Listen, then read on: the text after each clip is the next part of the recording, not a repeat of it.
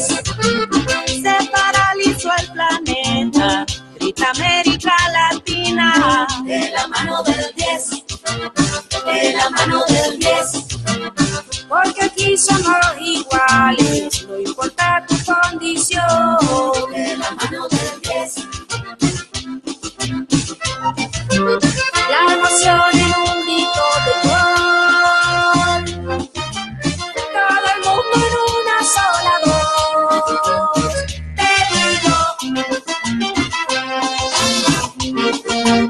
De la mano. Venimos de sur, norte, oriente, occidente. Vamos para Rusia, que allá está mi gente. No importa tu raza, tu credo, tu bandera. Existen de colores y una sola tierra. Desde Asia hasta Oceanía, todos viven en alegría. Europeos, africanos y latinoamericanos. No importa dónde vengan, porque todos somos hermanos. Para ya la ley ya callar. De la mano del 10. Con la saga de Rusia. De la mano del 10.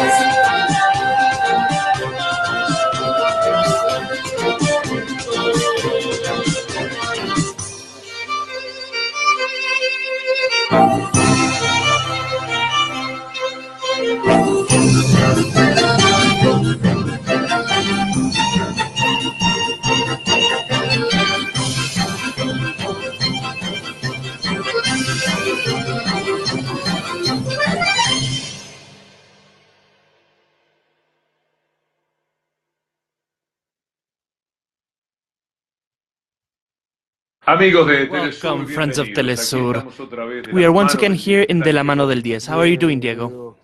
I'm fine, Victor Hugo. I'm doing great today. It's been a great day because we had two very nice games, and because we feel the World Cup beating and beating. We should be thankful to all the people watching us all around the world, because I am congratulated thousands of times every day. I've texted, I get messages, so I'm very happy. You cannot imagine what the world is going on right now, and we're going to show it in the second segment.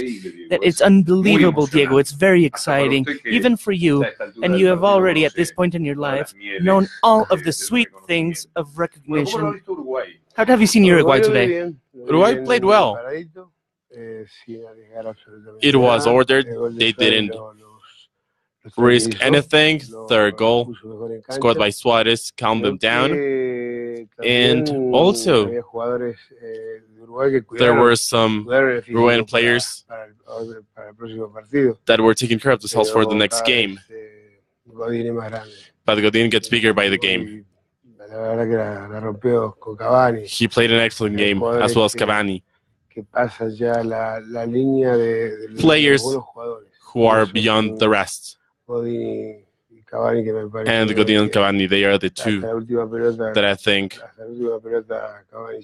that fight and fight and fight until the last ball of the game. It's very probable that they had their heads put on and set on Russia. I think so. I think so. They already had this mindset. But they had to play against Saudi Arabia as if it was a team they had to beat first, and then continue thinking about the rest, about what's coming in Russia. And now they're calm. Because Pizz's team makes no sense for me.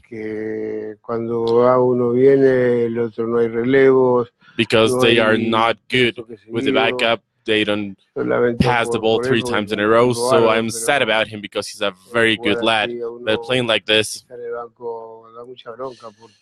is something that really pisses you off, because Uruguay wasn't playing that well today.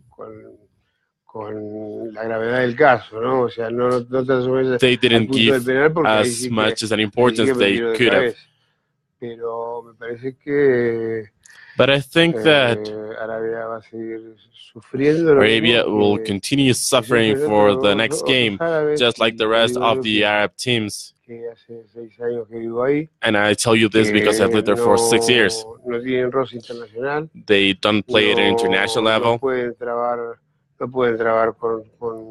And they simply can't match against Sanchez, Godin, or whoever plays against them. They simply cannot. They will always be losing because there's something clear about this. In the Waster, I used to watch the players. And what's pulpacho? What's okay? I'm talking about their legs. And their legs weren't developed. They didn't have enough muscle. Their muscles weren't developed. It's amazing. It's incredible. It's difficult to train in the sand, and it's difficult to train when it's 50 degrees. I want to invite you to have something that's very satisfactory to you, a person that you love a lot, like all of the progressive leaders from Latin America, who is Pepe Mujica. Oh, I love him. I love him. Talking about Uruguay. I invite you to see this.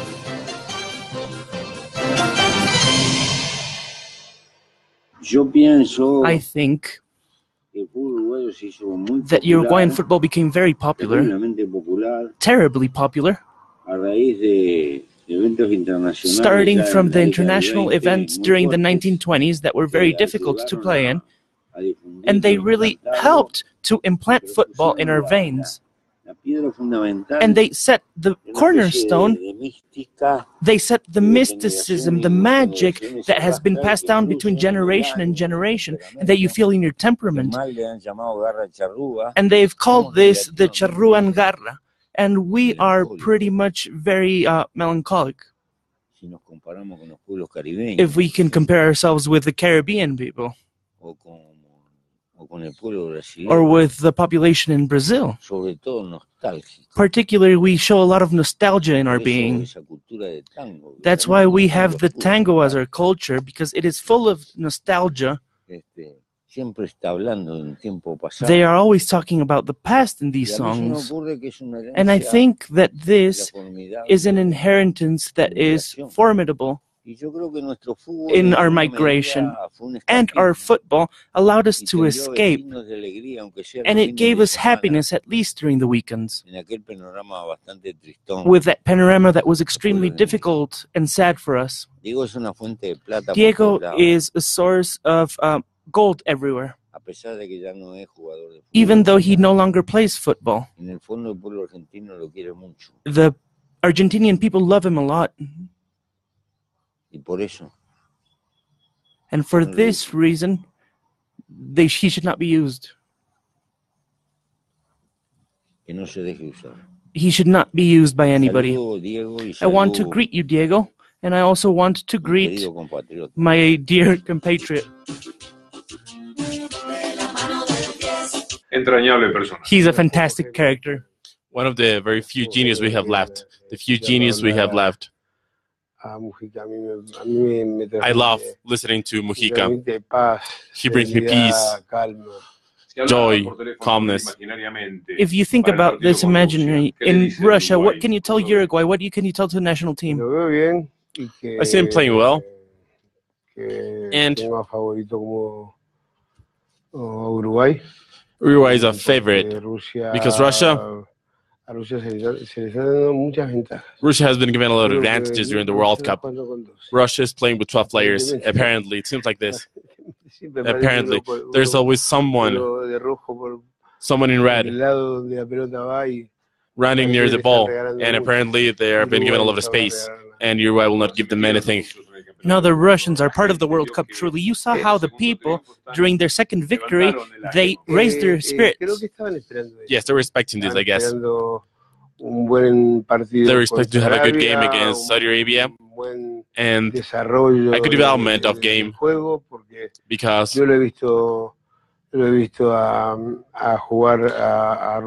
I've seen Russia play, and I think I used to think that Russia was going to be eliminated first because game after game, the manager wasn't able to grasp the hold of the game. He tried everything and nothing worked and didn't do anything about it. And now they're winning. Basically with results, Victor Hugo. Let us not speak about Russia. as a team that can be one of the favorites for winning the World Cup. Not yet. Not yet. Russia is still very far away from this scope. Now, World Cups are very good when the host is winning. Yes.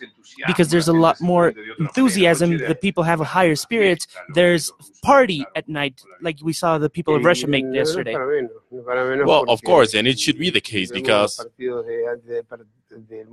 we watched the games before the World Cup that were organized in Russia against teams that didn't have a category as to play a World Cup. And they can celebrate because they won 2 games in a World Cup in a row, of course, and they win a lot of goals. Did you know how to stop and track in the field? Yes, like somehow. They used to tell me, Diego, let's take a break and we will continue the Mano Del Diez.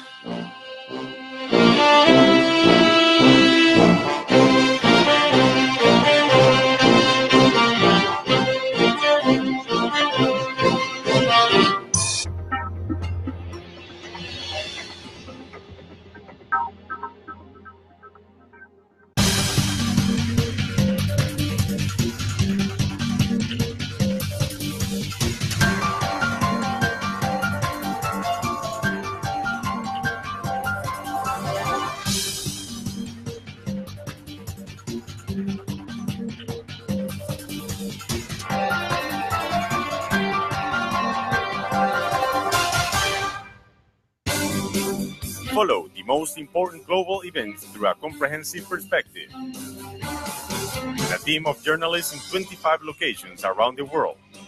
3 broadcasts to convey our people's reality. From the South. Weekdays. Only on teleSUR.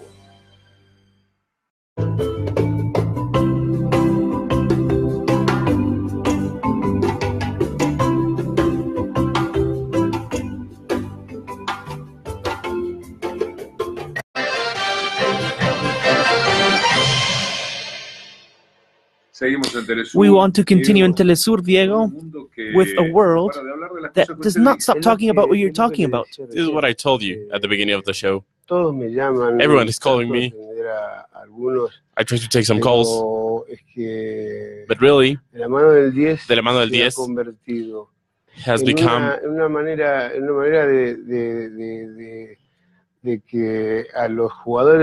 a way for players, local players, to be nurtured. And here, we should not be speaking about the private life of anyone. We don't care about that. Each one of us, listen, we see the things that we watch, but only on the field. And that's what I'm told in many of my talks with people. Look at the newspapers, what they're saying, everything that's going on throughout the world, we're going to see this. This is a little bit more logical in Argentina, but there's anything in every country, especially look at this in Peru. If they play again in Denmark and Peru will play again, we're going to win. What is this? Ramos does not play like Godin, and this is of Spain. We also have it in Brazil. Lula is my friend. Remember when we talked with Lula? Yes, I remember. This is the English newspapers talking about your opinion about Sampaoli. About Sampaoli. And it's very, very heartwarming of you listening to everything. Yes, President Ortega with that picture. There we have Panama as well. Panama as well, yeah. Very nice, very nice. The whole continent is watching. It's amazing to see the things that they tell you. They think they text you, and even Tano, those who know Tano, those who have his number, well, it's actually my number because it's my phone and he steals my phone, and he does it because he is from Naples, therefore it's part of his gene pool. So I have to give him my own phone to Tano. Let's remember that Tano is your friend from Naples. Yes, he's my friend for 20 years. He's a fantastic guy. A great lad. I care a lot about him. And I tried to stop him a bit because he still thinks that I am ready to play on Sunday. And I tell him, listen, I'm 57, I cannot play. Because he used to live through all Tano this. is very young. He probably didn't see you play when you played in '79 against the USSR. No. Do you remember that match? Yes, I remember the game. And they scored a header from out of the box. The Soviets. It was a headed goal, and then we were able to draw the game with a penalty kicked by Alves. And then there was an incredible goal scored like Ronaldo from the middle of the field. And the ball was crossed to him. And then we had the cherry in the cake. A free kick. Lasab wasn't the player. Ivanov was the player, if I'm not mistaken. He looked at me beyond the ball, and I knew that when I set the ball, I looked him in the eye, and I said, "Are you sure that it's going above the wall?" So I was going to hit it with a curve over the wall. But when he realized the ball was already in, and that was 3-1, Argentina. It was a time where not only football, but that youth team of Russia, of the Soviet Union, was fantastic. All of the sport in the Soviet Union was very, very important. Exactly. We often hear about Russia, Belarus, and we see many other countries who have good sportsmen. But these sportsmen, together, were a real force, an explosion. They were always in the podium. It was a function of state. They prioritized sport. Exactly. The state was crucial back then because it was the support that every single athlete had. There weren't any single sports without a Soviet in the podium. Yes, absolutely. They were always there fighting head-to-head with the United States. Yes, in the States. And they have even been in the United States. I remember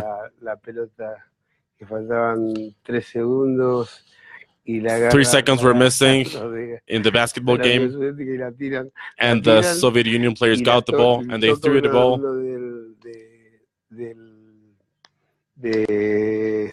And the American player touched the ball, and it was just near the basket, and he just was able to put the ball in.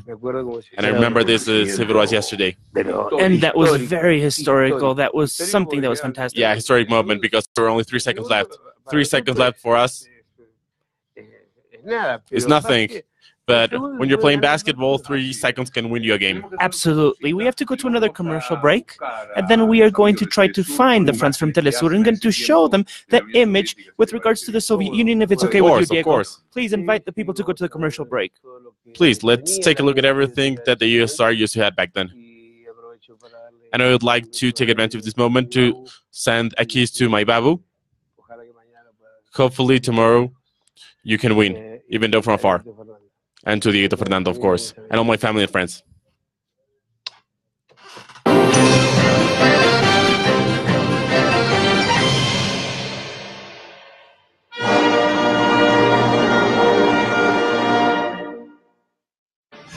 Entrenar, jugar, Training, competir, playing, competing, winning. Sport in the USSR was further than that. It was something related to politics. It was matter of state. It was an arm of a structure of its power. With the creation of the supreme physical education entity in 1923, the USSR was the first country in the world to establish an organism that was dedicated solely in order to strengthen sport. It was the influence of the state. Why? Because in the USSR, during the first 20 years of existence of the country, a system of training was established. Massive sporting events for development of youth and youth sports. The sports was the basis of the construction of the Soviet Foundation, and it was a symbol of its strength at an international level. The government would destine a huge investment in programs of sport relations, and they also propelled the formation of its citizens. Unfortunately, the USSR collapsed and the idea disappeared. The worst about this is that the youth don't know what they are fighting for. It is awful. Если ребенок сегодня борется за жвачку или за соску, это ужасно. As a result of this policy, the country became a strength at a world level in various disciplines, and sport was a very important tool to show the supremacy of socialism, the prestige of the regime.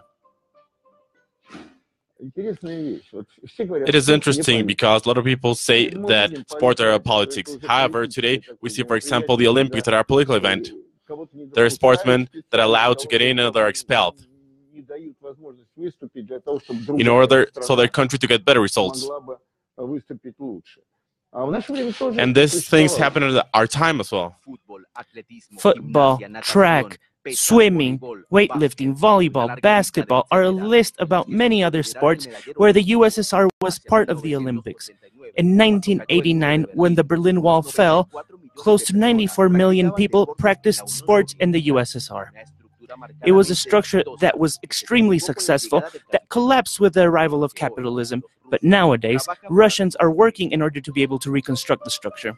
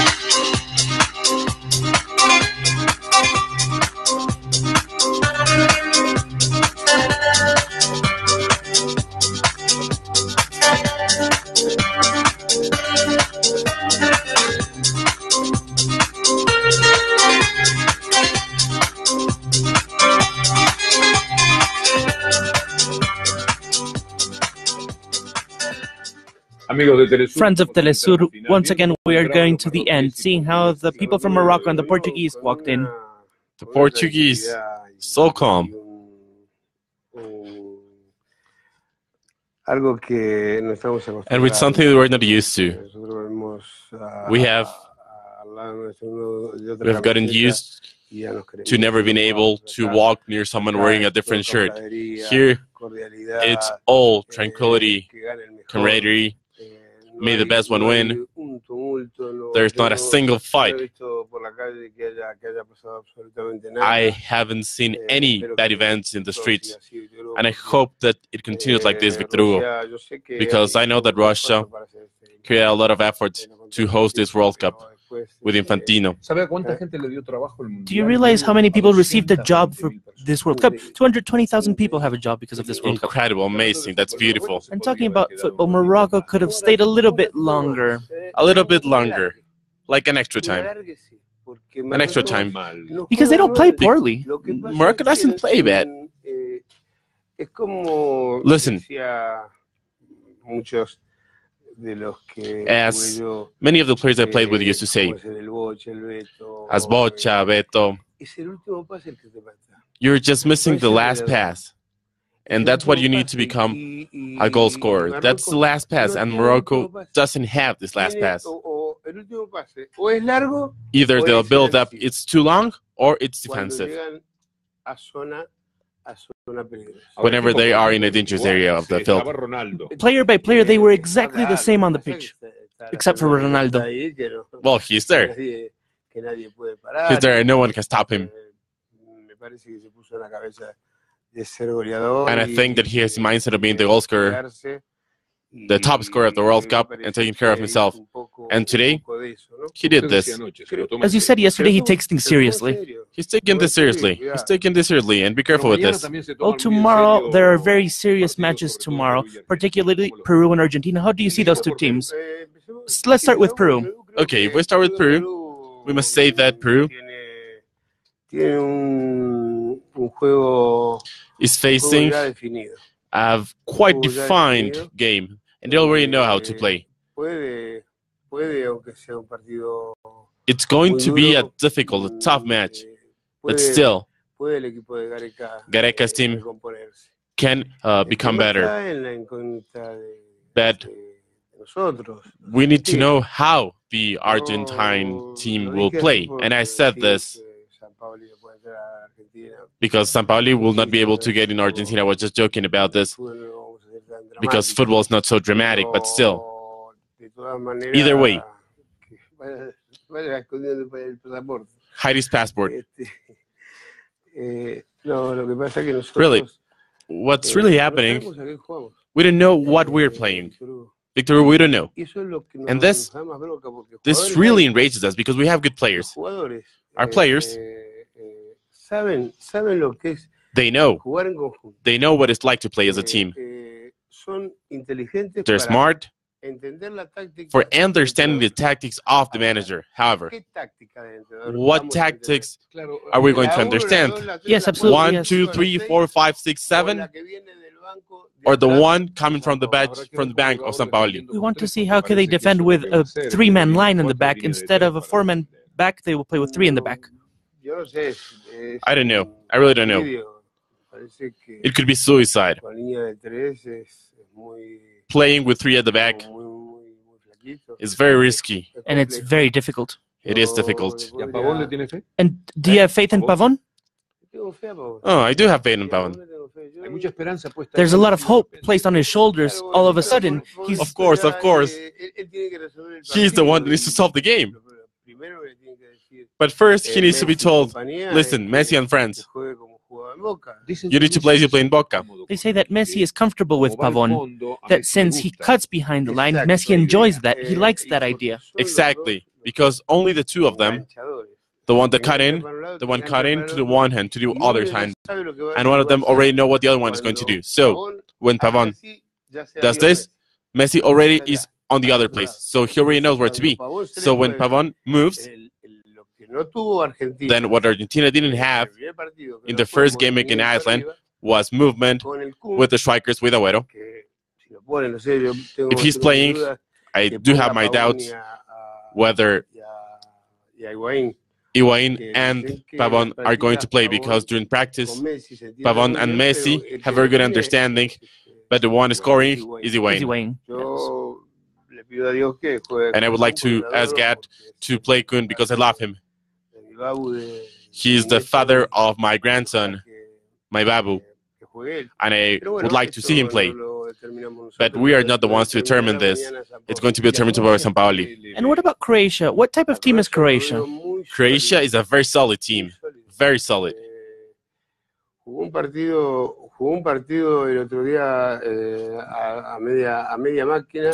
They played the other game just walking around the field. They didn't need a lot. And the key for Argentina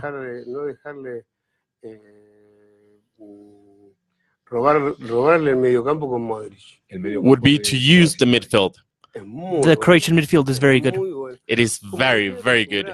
And we're used to this. Croatia has always had some very, very good midfielders. Let's speak about Boban, Prosinecki. They know how to play, in other words. Yes, they know. They know how to play with the ball. Diego, we want to say hello to a couple of channels, Of course. of all the ones that are part of the club. But before we want to tell them how tomorrow is going to be, you're going to the football match. Yes, I will go there. I will watch the match live. We'll be there at 4:30. And we're going to see if we get lucky. If Argentina is able to change and give us all a smile. Tomorrow we're going to talk by phone then in Yes. our show. Yes, we're You going to will talk be by on the phone. field, on the pitch, Of course, of course. and I'll be on the studio of teleSUR. And we want to say hi to Sport Arena, channel 241 of Ethiopia. We have a channel from Uruguay. Antel TV, Vera of Montevideo, Uruguay. I would Say hi like to to greet them. all of you. It's very special. They are always pending They are. of Uruguay. And also AVN New in India. We want to give them a huge hug. India. We're safe with India. It's impressive. See you tomorrow, Diego. And let's See you tomorrow. hear each other tomorrow. Have Or I a will safe hear trip, you Diego. tomorrow. Thank Friends you. of teleSUR. See you tomorrow from De la mano del 10, as always. With the app De la mano del 10, you can win this t-shirt that I'm signing tonight.